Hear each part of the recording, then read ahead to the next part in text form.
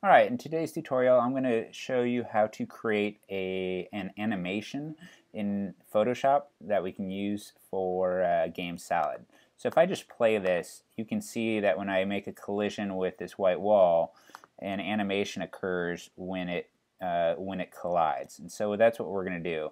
An obvious example would be something like a fire, or when a plane hits something and there's a crash in a game that you're creating.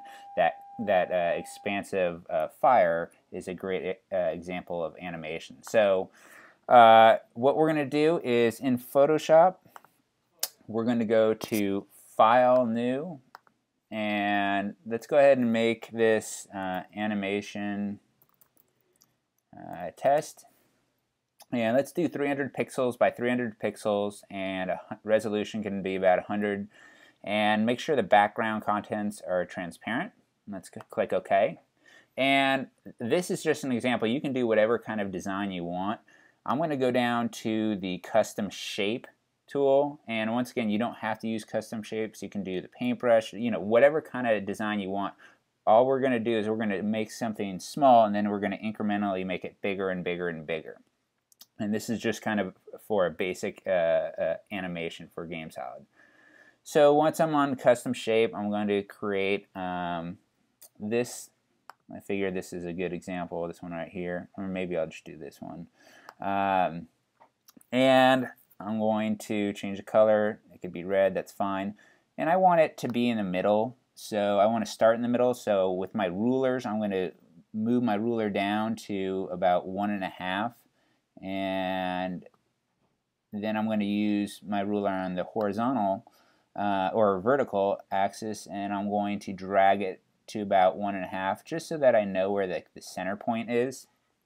Okay, and I'm going to hold down Shift and Option, and I'm going to sorry, I have to click right here. I'm going to click right here, and I'm going to just drag it out.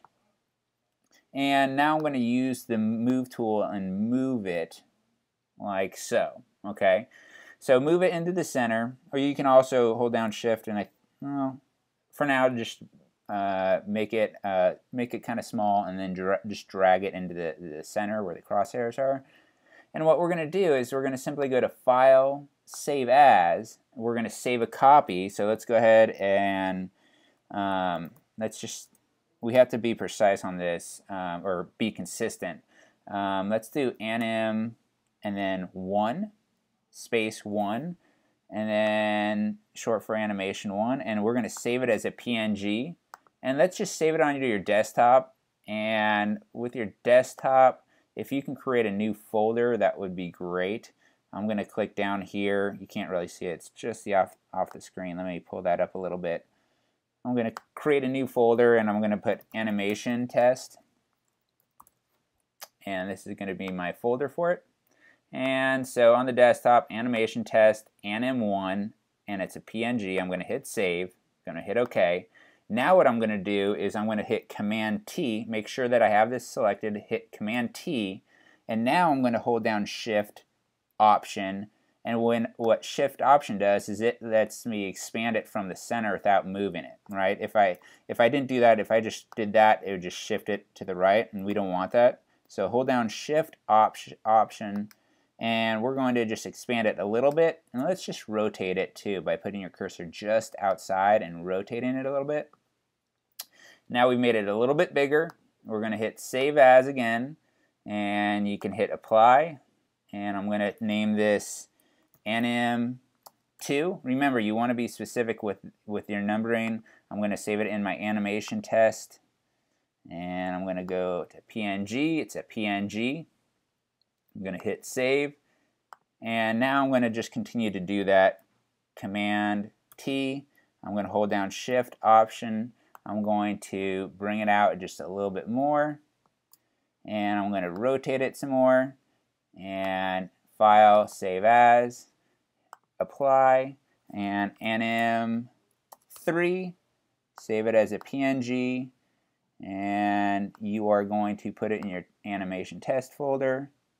You're going to hit Save, OK, and let's do that 2 more times. Command T, hold down Shift, Option, make it a little bit bigger, rotate it, and File, Save As, and Anim4, change it to Photoshop, and hit Save. And I'll do that one more time. Shift, Option. Now I'm going to rotate it some more. Great. And now save it for the last time and type in Anim5. We've sequenced them from smallest to largest in the Anim test folder. Oh, dang it. I got to rename that.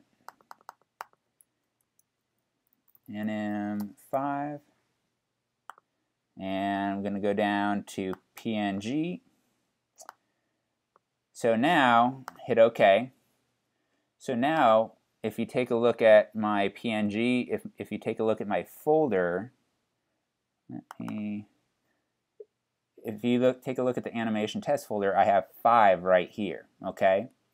And so we're good to go with that front.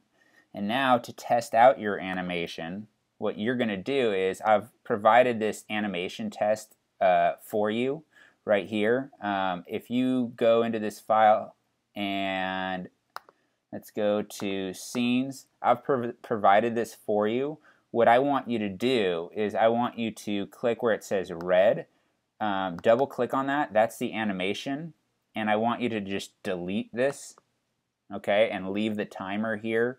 You can leave that timer right here.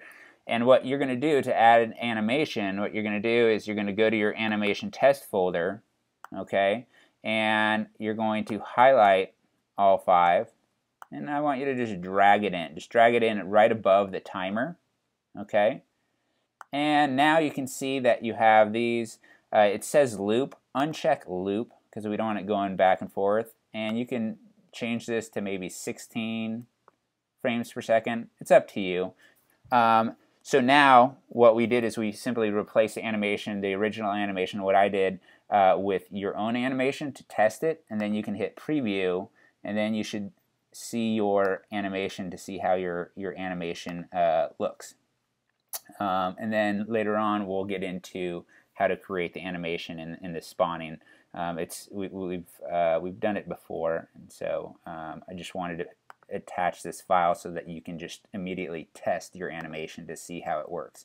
And 5 isn't the minimum or the maximum. You can create an animation with 10 or 8, however many you'd like. I just use 5 as a random example.